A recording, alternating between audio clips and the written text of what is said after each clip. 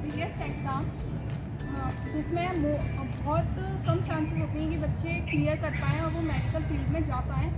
लेकिन उसके अलावा मेडिकल फील्ड के अलावा भी बहुत सारी फील्ड्स हैं जिसमें हम वर्क कर सकते हैं, अपना फ्यूचर आगे बना सकते हैं। जैसे कि हो गया, अगर हम फार्मेसी की बात करें तो यहाँ पर भी फार्मेसी की बात करें तो यहाँ पर भी हमारे चार टाइप्स हैं। जैसे कि डी फार्म हो गया, बी फार्म हो गया। D pharm is one of the diploma course in which it was of 2 years, जिसमें बस 2 साल का है। और इसमें भी मतलब एक तरह से मतलब शॉर्टकट में फार्मेसी मतलब एक तरह से बता दी जाती है कि ये ड्रग क्या है, इसके बारे में मतलब मेन जो फार्मेसी का है वो उसमें हम डी फार्म में बताते हैं। उससे हमें लाइसेंस मिलता है जिससे हम अपना मेडिकल फील्ड में या फिर हॉस्पिटल लाइन्स में जा सकते हैं।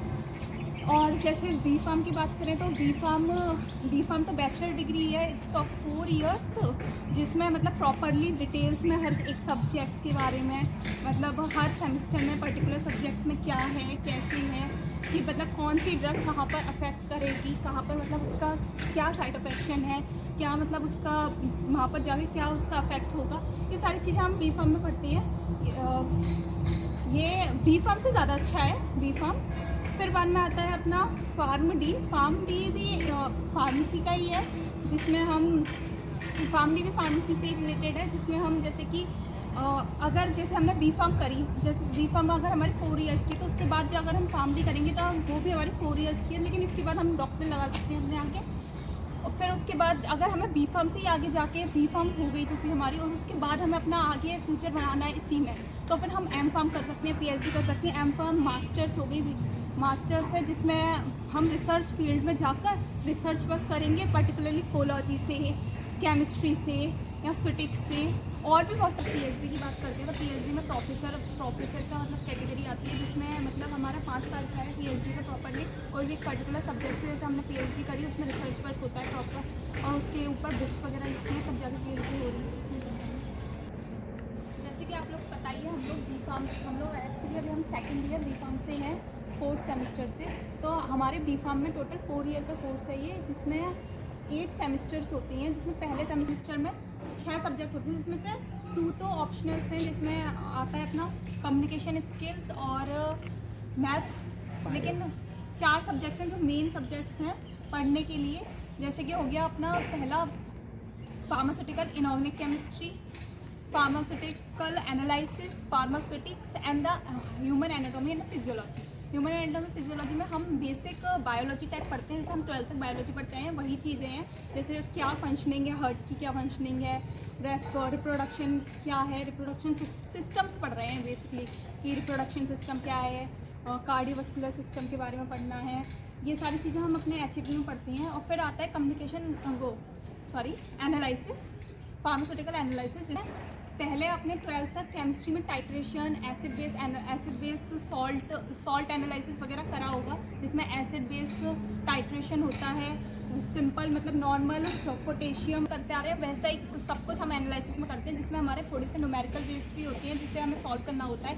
वेइंग मशीन वगैरह हमें यूज़ करनी होती है लेबोरेटरीज में, टाइट्रेशन करना होता है, एनालिसिस करनी होती है एसिड और बेस का। और ये और सॉल्ट एनालिसिस होता है, जो आप लोग 12th तक पढ़ते आ रहे होंगे।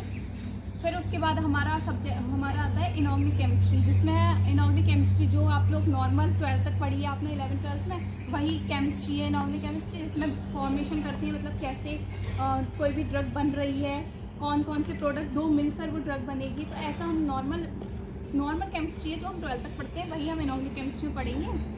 फिर बाद में आता है अपना फार्मास्यूटिक्स में जैसे कि हम लोग अपना फार्मास्यूटिक्स तो वही है कि मतलब हमें कैसे इमल्शंस बना रहा है, सस्पेंशंस कैसे तैयार करना है, पेस्ट, जेल्स वगैरह। ये बहुत इंटरेस्टिंग सब्जेक्ट है, अगर आप लोग लैब में करेंगे तो आपको काफ़ी मज़ा आएगा। बहुत ईजी भी है कि डोजेस फॉर्म्स कैसी होती हैं, कैसे मतलब कोई भी ड्रग हम ले रहे हैं तो मतलब एक उसकी पर्टिकुलर फॉर्म में होगी, जैसे liquid dosage form, solid doses form, और गैस में आ गया एरोजल्स वगैरह।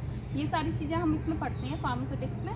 फिर उसके बाद आता है अपना सेकंड सेमेस्टर, जिसमें हम सेकंड सेमेस्टर में अपने इनऑर्गेनिक केमिस्ट्री हटकर अपना आ जाती है यहाँ पे ऑर्गेनिक केमिस्ट्री। HAP सेम रहती है, जो हम वही पढ़ रहे थे वही उसी का ही थोड़ा डिटेल में हम HAP सेकंड में पढ़ते हैं। उसके बाद आता है अपना एनालिसिस, फर्स्ट में पढ़ी थी पर सेकंड में पहला हमारा होता है HAP, biochemistry, pathophysiology, organic chemistry, और फिर बाद में अपने 2 फिर से एडिशनल सब्जेक्ट्स हैं, जैसे कि अपना आता है EVS एनवायरमेंटल साइंस और कंप्यूटर। ठीक है। अब हम देख HAP 1 में जैसा हमने पढ़ा था वैसे HAP 2 है सेम, उसमें बस थोड़ा उसी का डिटेल फॉर्म में है। फिर बायोकेमिस्ट्री आती है जिसमें नॉर्मल जैसे क्रैब साइकिल्स वगैरह पढ़नी पड़ती हैं, जैसे क्रैब साइकिल हो गई, ग्लाइकोजिनोलाइसिस वगैरह, ये सारी साइकिल्स हैं। पिरिडीन की सिंथेसिस कैसे है, ये सारी सिंथेसिस वगैरह हम पढ़ती हैं बायोकेमिस्ट्री में। उसके बाद आता है अपना पैथोफिजियोलॉजी, जिसमें हम पर्टिकुलर डिसीज़ के ट्रीटमेंट क्या है, उसकी कैसे डिसीज़ हो रही है, उसका ट्रीटमेंट क्या है, उसको हम कैसे क्योर कर सकते हैं, ये सारी चीज़ें हम पैथोफिजियोलॉजी में पढ़ते हैं। उसके बाद हमारा आता है पैथोफिजियोलॉजी के बाद ऑर्गेनिक केमिस्ट्री, जो हमने मतलब ऑर्गेनिक केमिस्ट्री का नॉर्मल नाम से ही समझ आ रहा है कि मतलब उसमें बेंजीन वगैरह, रिंग्स वगैरह, स्ट्रक्चर्स हैं, जैसे हम 12th में पढ़ रहे थे वैसा ही हम उसमें पढ़ते हैं ऑर्गेनिक केमिस्ट्री में। जैसे 12th की ऑर्गेनिक है वैसे ही यहाँ पर भी ऑर्गेनिक है। हाँ, ये ज़रूर है कि थोड़ी सी हमारी टफ पड़ जाती है फार्मेसी, क्योंकि यहाँ पर केमिस्ट्री के सब्जेक्ट ज़्यादा है। अगर आपको केमिस्ट्री पसंद है तो आप बिल्कुल ये चूज़ करिए फार्मेसी, लेकिन नहीं है पसंद लेना आप लोग, आपकी मर्ज़ी। नहीं पसंद है तब भी करिए, लेकिन हो जाता है। अगर हम पढ़ते हैं तो रेगुलर पढ़ेंगे तो इतना भी कठिन नहीं है। टीचर्स भी हेल्प करते हैं काफ़ी अच्छे, बहुत सारे कॉलेजेस हैं। हमारा GLE यूनिवर्सिटी के टीचर फैकल्टीज़ भी काफ़ी अच्छी हैं जो हेल्प करते हैं हमारी पर्टिकुलर सब्जेक्ट्स में पढ़ाने में, और मतलब हर चीज़ में। जैसे आपको नोट्स की ज़रूरत है तो नोट्स भी प्रोवाइड करते हैं, बुक्स भी अवेलेबल हैं हमारी लाइब्रेरी वगैरह में।